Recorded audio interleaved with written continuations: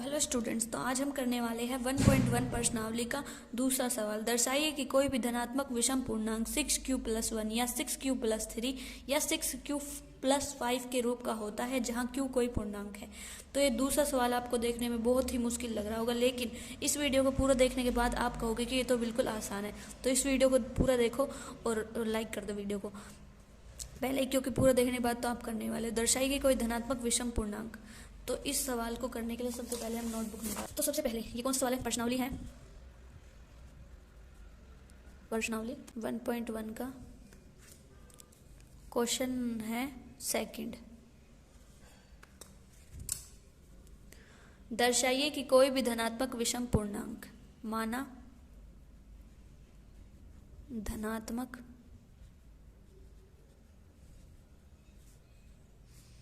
विषम पूर्णांक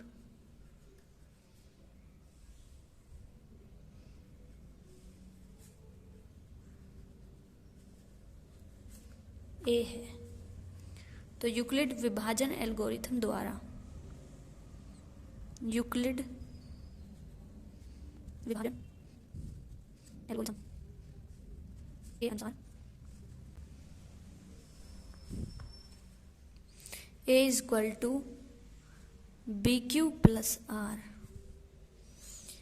यहाँ B जो है इज इक्वल टू 6, B यहाँ 6 है, तो जो R है वो या तो 0 होता है या 0 से बड़ा। R जो है 0 से बड़ा होता है और उससे B से छोटा होता है। 0 से बड़ा होता है और B से छोटा होता है।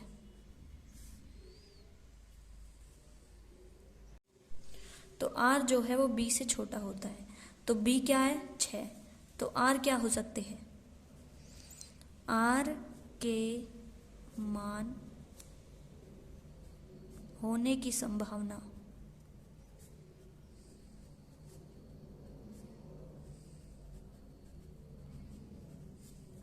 तो R इज इक्वल टू 0, 1, 2, 3, 4, 5, क्योंकि 6 से छोटे इसके मान हो सकते हैं, तो ये मान इसके हो सकते हैं। तो हर अवस्था में अब हमें इन्हें रख के देखना है। तो पहली अवस्था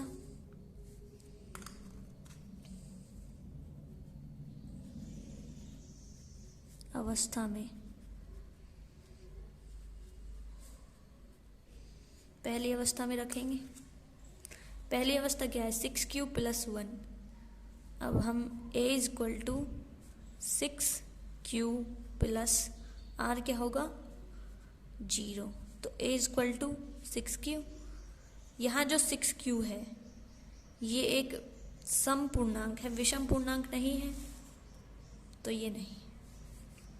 ये होगा समीकरण 1। अब दूसरी अवस्था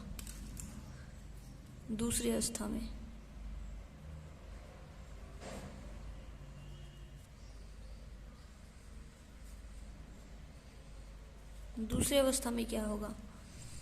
a is equal to 6q+1। ठीक है, तो जो 6 है वो एक सम संख्या है और जो 1 है वो विषम संख्या है। तो सम प्लस विषम यानी विषम, दूसरा समीकरण। अब तीसरी अवस्था में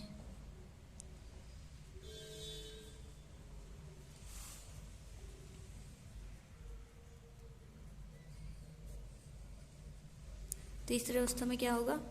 a is equal to 6q+2। अब ये दोनों ही सम संख्याएं होगी।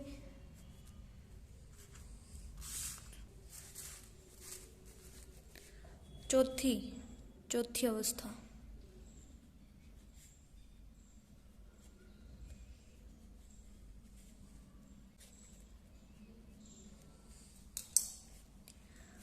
a is equal to 6q+3।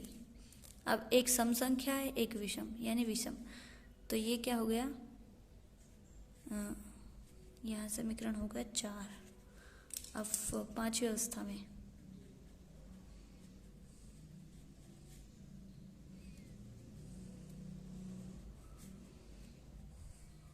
पांचवी अवस्था में क्या होगा, a is equal to 6q plus 4।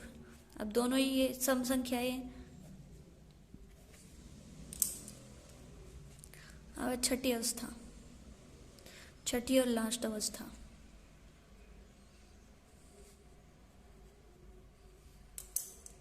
a is equal to 6q plus 5। अब देखो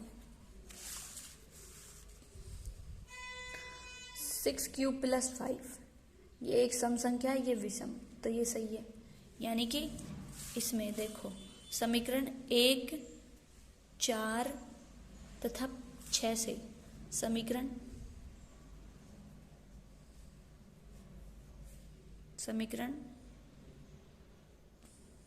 2,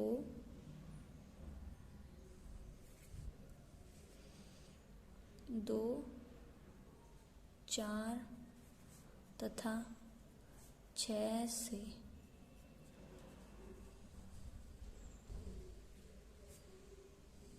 six Q plus 1, 6q plus 3 तथा 6q प्लस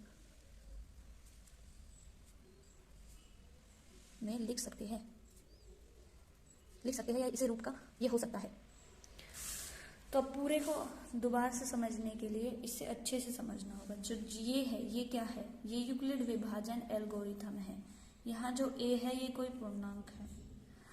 अब ये धनात्मक भी हो सकता है और ऋणात्मक भी हो सकता है। तो BQ प्लस R, ये तो पिछले वीडियो में हमने देखा ही था कि जो है ये एक वो है यूक्लिड विभाजन एल्गोरिथम है। ये यहाँ जो ये है B, ये क्या है, यहाँ a is equal to 6q plus R है। तो जो B है वो 6 के बराबर है, B जो है वो 6 है।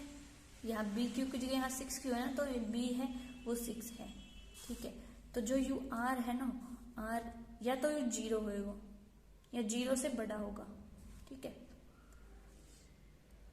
R जो है 0 से बड़ा होगा और इस B से R जो है इस B से छोटा होगा, इस B से छोटा होगा।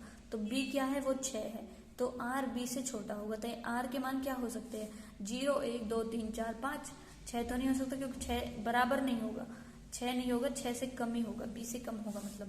तो हम इनकी पहली अवस्था ले लेते हैं। तो पहली अवस्था में हमने R की जगह 0 रखा, R की जगह हमें 0 रखा, तो हमें 6q मिला। तो जो 6q है वो एक सम संख्या है।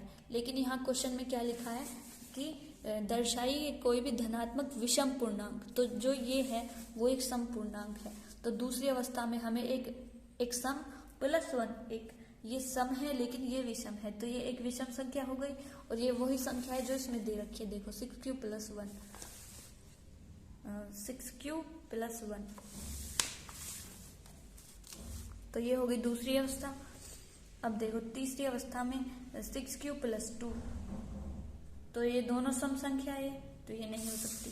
चौथी अवस्था में एक सम संख्या है और एक विषम, तो ये हो सकती है। पांचवी अवस्था में दोनों सम संख्या है।